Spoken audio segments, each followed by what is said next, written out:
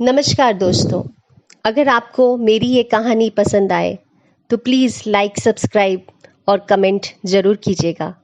और हाँ, bell icon दबाना ना भूलिएगा। एक राजा था, उसके कोई पुत्र नहीं था। राजा बहुत दिनों से पुत्र की प्राप्ति के लिए आशा लगाए बैठा था, लेकिन पुत्र की प्राप्ति नहीं हुई। उसके सलाहकारों ने तांत्रिकों से सहयोग लेने को कहा। तांत्रिकों की तरफ से राजा को सुझाव मिला कि यदि किसी बच्चे की बलि दे दी जाए तो राजा को पुत्र की प्राप्ति हो सकती है। राजा ने राज्य में ढिंढोरा पिटवाया कि जो अपना बच्चा बलि चढ़ाने के लिए राजा को देगा उसे राजा की तरफ से बहुत सारा धन दिया जाएगा। एक परिवार में कई बच्चे थे, गरीबी भी बहुत थी। एक ऐसा बच्चा भी था जो ईश्वर पर आस्था रखता था तथा संतों के सत्संग में अधिक समय देता था। राजा की मुनादी सुनकर परिवार को लगा कि क्यों ना इसे राजा को दे दिया जाए, क्योंकि ये निकम्मा है, कुछ काम धाम भी नहीं करता है और हमारे किसी काम का भी नहीं है, और इसे देने पर राजा प्रसन्न होकर हमें बहुत सारा धन देगा। ऐसा ही किया गया। बच्चा राजा को दे दिया गया। राजा ने बच्चे के बदले उसके परिवार को काफी धन दिया। राजा के तांत्रिकों द्वारा बच्चे की बलि देने की तैयारी हो गई। राजा को भी बुला लिया गया। बच्चे से पूछा गया कि तुम्हारी आखिरी इच्छा क्या है। ये बात राजा ने बच्चे से पूछी और तांत्रिकों ने भी पूछी। बच्चे ने कहा कि मेरे लिए रेत मंगा दी जाए। राजा ने कहा बच्चे की इच्छा पूरी की जाए। अतः रेत मंगाई गई। बच्चे ने रेत से 4 ढेर बनाए। एक एक करके बच्चे ने 3 रेत के ढेरों को तोड़ दिया और चौथे के सामने हाथ जोड़कर बैठ गया और उसने राजा से कहा कि अब जो करना है आप लोग कर ले। ये सब देखकर तांत्रिक डर गए और उन्होंने बच्चे से पूछा, पहले तुम ये बताओ कि ये तुमने क्या किया है।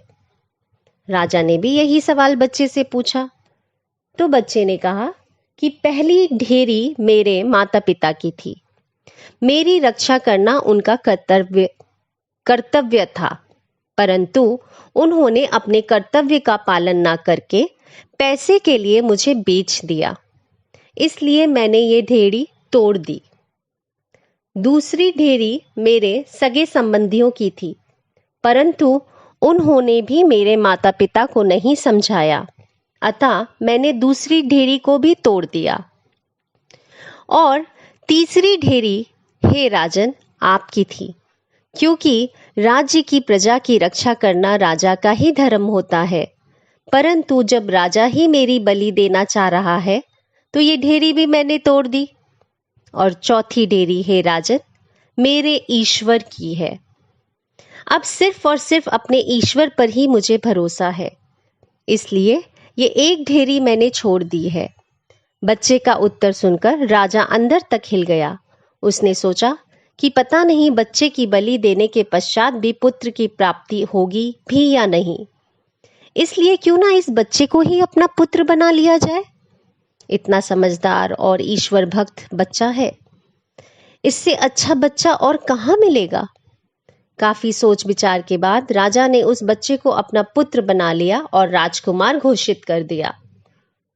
दोस्तों, जो व्यक्ति ईश्वर पर विश्वास रखते हैं उनका कोई बाल भी बांका नहीं कर सकता।